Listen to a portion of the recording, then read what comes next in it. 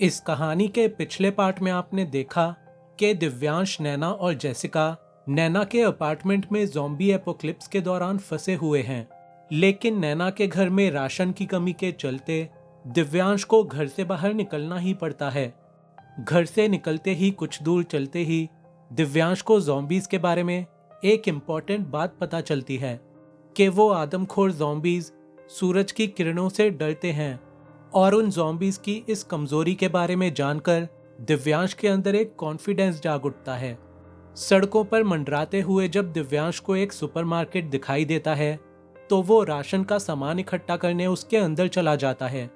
लेकिन तभी सुपरमार्केट के एक बैक रूम से ढेर सारे ज़ॉम्बीज निकल आते हैं और वो भयानक ज़ॉम्बीज दिव्यांश की तरफ बढ़ने लगते हैं। दिव्यांश सुपरमार्केट के एक कोने में बुरी तरह फंस चुका होता है। लेकिन तभी सुपरमार्केट में काम करने वाली दो लड़कियां, जो कि खुद भी एक बैकरूम में ही फंसी होती हैं, दिव्यांश को बचा लेती हैं। चलिए अब आगे देखते हैं कि इस कहानी में और क्या होने वाला है। ये कहानी मैं दिव्यांश के पॉइंट ऑफ व्यू से बताने जा रहा हूँ। अच्छा, मतलब ये ज़ॉम्बीज धूप से डरते हैं? हाँ, अभी तक तो मैंने यही नोटिस किया है। तब तो हमें दिन के समय का पूरा पूरा फायदा उठाना चाहिए। अमाइमा, अगर हम दिन के समय ही यहाँ से बाहर निकल जाएं, तो हम घर जा सकते हैं। लेकिन हम बाहर निकलेंगे कैसे? एक बार इस कमरे के बाहर देख। शॉपिंग हॉल में तो अभी भी ज़ॉम्बीज घूम रहे हैं। वैसे अगर हम फुल स्पीड में हॉल से निकलते हुए भागें तो हम ज़ॉम्बीज से बचकर भाग सकते हैं, क्योंकि इन ज़ॉम्बीज की स्पीड हम इंसानों से तो कम ही है। अरे बिल्कुल नहीं, बहुत ही बेकार आइडिया है ये कुनूत।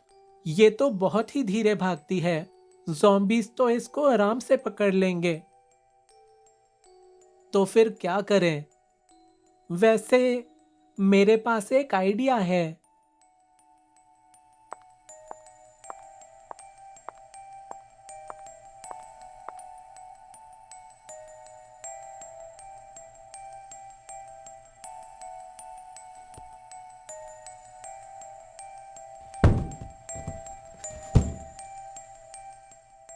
अगर हम किसी तरह इस रोशनदान तक पहुंच पाएं, तो हम बाहर जा सकते हैं।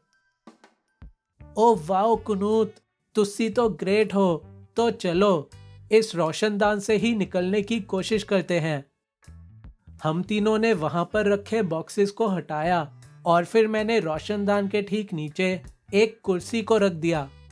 मैंने सबसे पहले कुर्सी पर चढ़कर बहुत ही मुश्किल से अमाइमा को अपने कंधे पर चढ़ाते हुए उसको उस रोशनदान से बाहर निकाला। और फिर मैंने कुनूत को भी इसी तरह बाहर निकाला।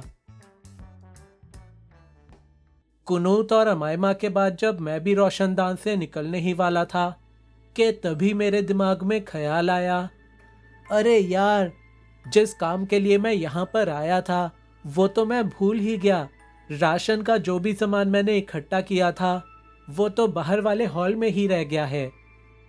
अरे दिव्यांश, जल्दी से बाहर आओ ना। अरे लेकिन मेरा सारा राशन और खाने पीने का सामान सब उस ट्रॉली में रह गया है। अरे अब उसको भूल जाओ। तुमको पता है ना कि उस हॉल में ज़ॉम्बीज घूम रहे हैं। अरे नहीं, थोड़ी देर रुको, मैं वो सामान लाने का ट्राई करता हूँ। मैंने बैकरूम के दरवाजे से बाहर झांक कर देखा तो मेरी ट्रॉली अभी भी वहीं पर थी, लेकिन उसके ठीक बगल में दो ज़ॉम्बीज खड़े हुए थे। शिट यार, मुझे इन दोनों ज़ॉम्बीज से निपटना ही पड़ेगा। मैंने उस कमरे में पड़ा हुआ बेसबॉल का बैट उठाया और फिर मैं तुरंत ही दरवाज़ा खोलकर उन दोनों ज़ॉम्बीज पर टूट पड़ा। मैंने उनके सिर पर और बॉडी पर ज़ोर ज़ोर से बैट मारा और जब वो फ्लोर पर गिर गए तो मैंने फौरन ही अपनी ट्रॉली को लिया और वापस कमरे में घुस गया। एक एक करके मैंने सारा सामान कुनूत और अमाइमा को पकड़ाया और फिर कुर्सी पर चढ़कर मैं भी उस रोशनदान से होते हुए सुपरमार्केट के बैक रूम से बाहर निकल आया।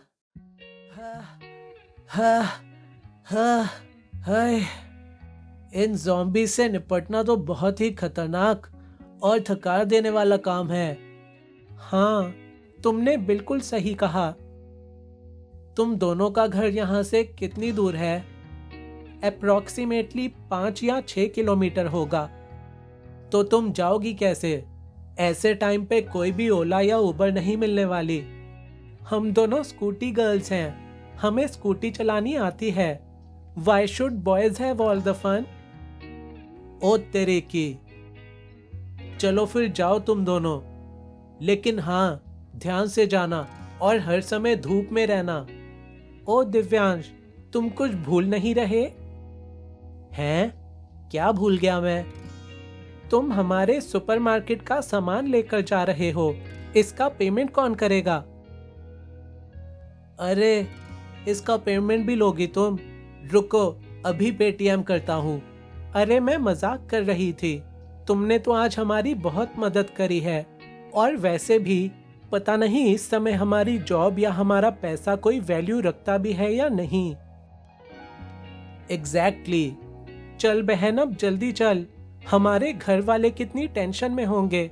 चलो दिव्यांश, अब तुम भी जाओ और बहुत ही ध्यान से जाना। मैंने अमायमा और कुनूत के साथ मोबाइल नंबर एक्सचेंज कर लिया और फिर वो दोनों अपने रास्ते निकल गईं और मैं भी नैना के घर की तरफ चल पड़ा।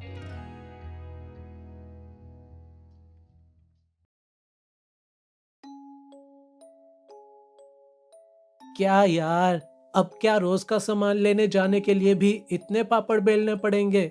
पहले रस्सी से लटक कर बिल्डिंग से नीचे उतरो, फिर ज़ॉम्बीज से लड़ो और फिर जाकर राशन मिलेगा। होम डिलीवरी वाली जिंदगी ही बेस्ट थी यार।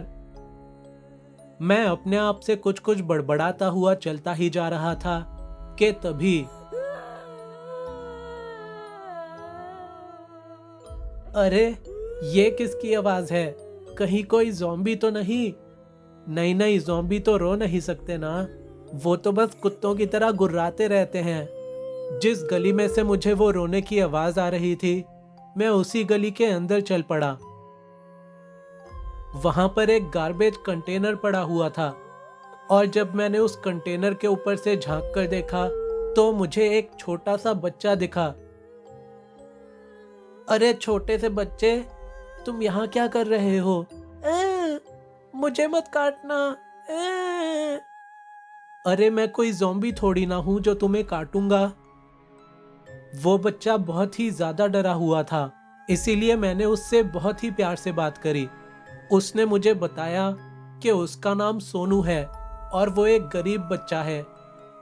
सोनू ने मुझे ये भी बताया कि वो और उसकी मम्मी कल तक एक बस्ती में रहते थे, लेकिन कल रात अचानक ही ज़ॉम्बीज ने बस्ती में घुसकर ढेर सारे लोगों पर हमला कर दिया और तब सोनू और उसकी माँ अपनी जान बचाकर इधर भाग आए और यहीं पर इस गली के अंदर छुप गए। तुमको और तुम्हारी मम्मी को अभी डरने की कोई जरूरत नहीं है। जब तक ये ज़ॉम्बीज का आतंक चल रहा है, तब तक तुम और तुम्हारी मम्मी मेरे साथ मेरी फ्रेंड के घर चलकर रह लो। बाय द वे, तुम्हारी मम्मी है कहाँ?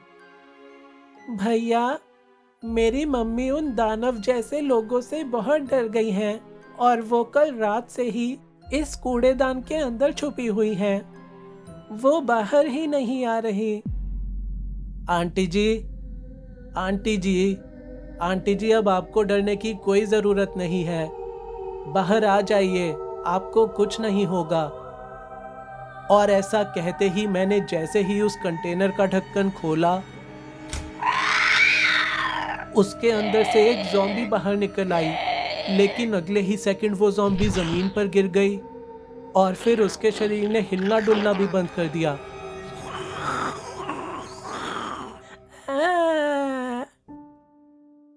मम्मी, मम्मी,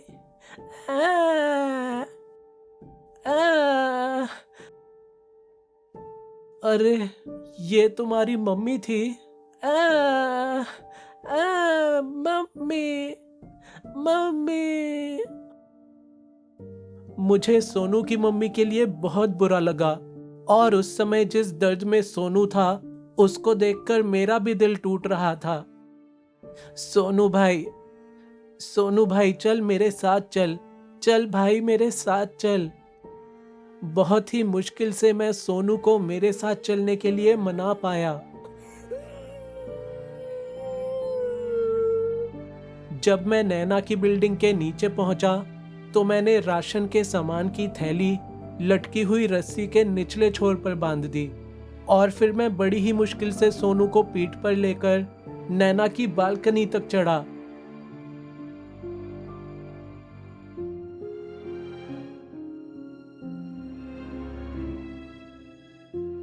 मैंने जेसिका और नैना को मेरे साथ जो कुछ भी हुआ उसके बारे में बताया। लगता है हमारे शहर की हालत बद से भी बदतर हो चुकी है। मैंने सबसे पहले सोनू को थोड़ा खाना खिलाया और फिर उस बेचारे बच्चे को मैंने बिस्तर पर सुला दिया।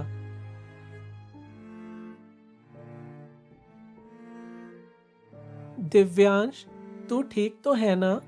नैना ने मुझसे ऐसा पूछा ही था और मैं जोर जोर से रोने लगा। क्या हुआ दिव्यांश? ये हमारे शहर को क्या हो गया है? इस ज़ॉम्बी वायरस ने तो पता नहीं पिछले 12 घंटे में कितनी हजारों जिंदगियों को तबाह करके रख दिया है। और ये सोनू, इस बच्चे ने अपनी आंख के सामने अपनी मम्मी को मरते हुए देखा है। हम सोच भी नहीं सकते कि इस बच्चे के दिल पर अभी क्या बीत रही होगी। हाँ दिव्यांश, सोनू के साथ बहुत ही बुरा हुआ है। क्या जब तूने कूड़ेदान का ढक्कन हटाया तब सोनू की मम्मी जिंदा थी? मैंने जब ढक्कन हटाया तो वो मुझे ज़ॉम्बी रूप में मिली थी। ओह नो, बेचारी औरत। शायद उनको कल रात ही पता चल गया होगा कि वो इन्फेक्टेड हैं।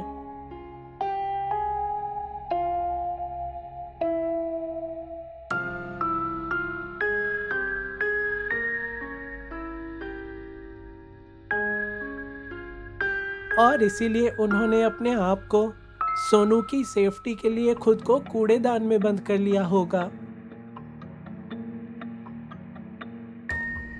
हाँ, शायद यही हुआ होगा। पता है, ये ज़ॉम्बीज़ धूप में बिल्कुल सरवाइव नहीं कर सकते। सोनू की मम्मी जैसे ही कूड़ेदान से निकली, उनके शरीर पर धूप लग गई और फिर वो उसी वक्त जमीन पर गिर गई और उनके शरीर ने भी हिलना डुलना बंद कर दिया।